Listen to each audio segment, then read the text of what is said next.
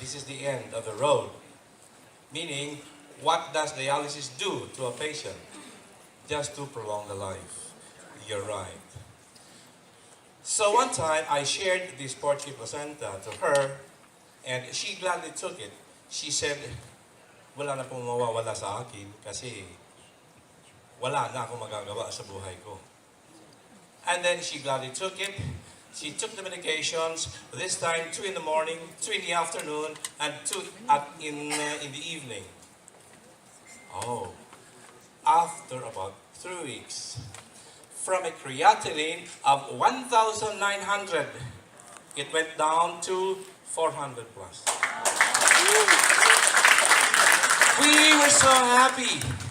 She was so happy. She went back to her nephrologist and she said, I am taking something, doctor. And the doctor said, what are you taking? She divulged the name of the food supplement and she said, PURTIER placenta. She said, the doctor said, all right, go ahead. Whatever you're taking, you continue doing it. And she said, oh, I'm very, very happy because of that new development. Another patient. For now, actually, that particular patient who is undergoing dialysis has already reduced her dialysis to about once or twice a week. And she's so happy. Another thing, very significant finding was that every time she goes inside that particular room for dialysis, all her classmates also undergoing dialysis, they would always clap when she enters the room. Why?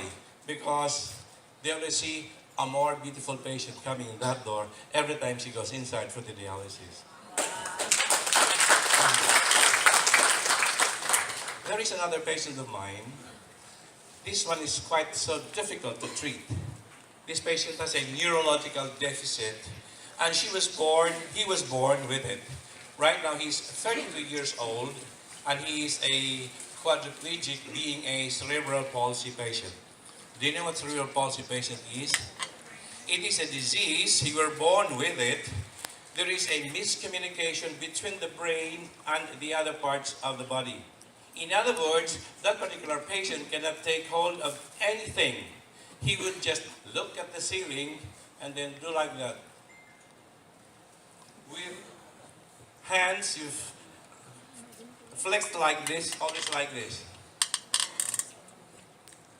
He came to me because, not of the cerebral palsy, but because of cough. And that particular cough he was having for the past three weeks. The result of the x-ray showed that he had a pneumonia. So I treated the pneumonia, and then before the patient left my clinic, I shared something about PURTIER placenta to the father. And the father said, Doc, I'm very happy that you shared with me this PURTIER placenta. You know, for the past 32 years of my life, I had been taking care of my only son. And this is the case of my son. He cannot eat by himself. He cannot do anything by himself.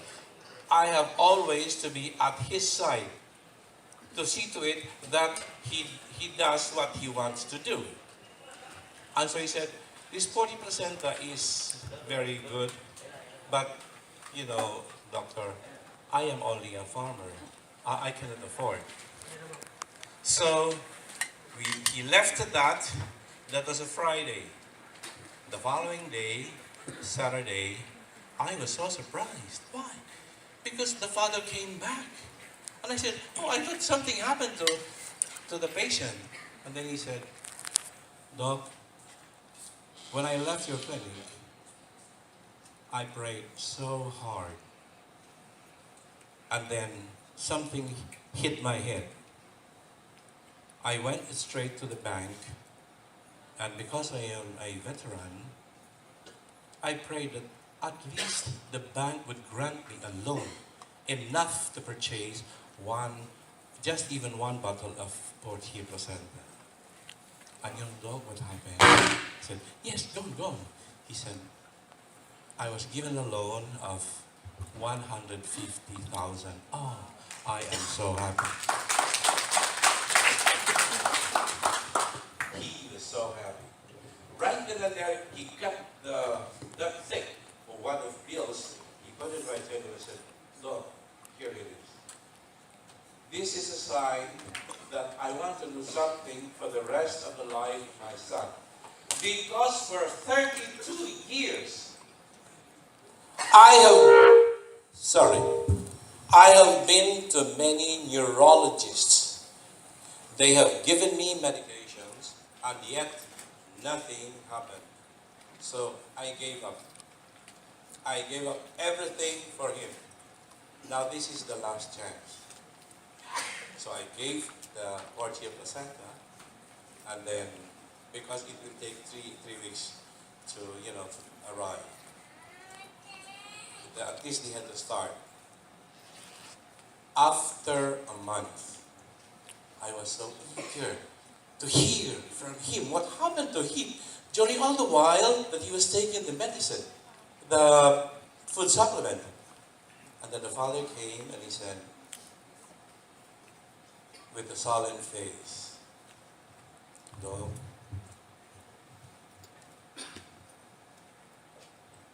my son could not come here.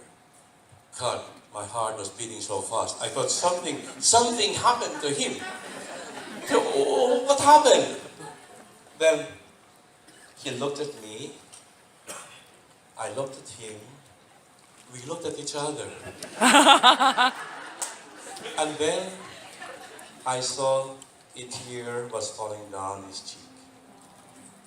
And he said, "Doc, for the first time in my life, I saw my son looking at me straight in the eye. That was the first time." And he said, "Again, ano pa? Some more. He said, "Doc, when I opened the bottle to get the 2 capsules, his hand would extend like that, trying to get the bottle. And now, Doc, he doesn't do like that anymore, but he looks at me straight in the eye, and his hands slowly opening up. Both of the hands. And yesterday, another good news. He texted me and he said, "Doc, you know, for the first time in my life, I saw my son." I said, What? He said, "Doc, you know, he was able to slowly, despacito, raise the hand so slowly up." I said, "My God, thank you so much, Lord, for this miracle." Because cerebral palsy is so difficult. It is a neurological disorder. It's so difficult to treat. Even neurologists are having a difficult time with it. And for that, ladies and gentlemen, it's just a short story, and the story is still unfolding. Thank you so much.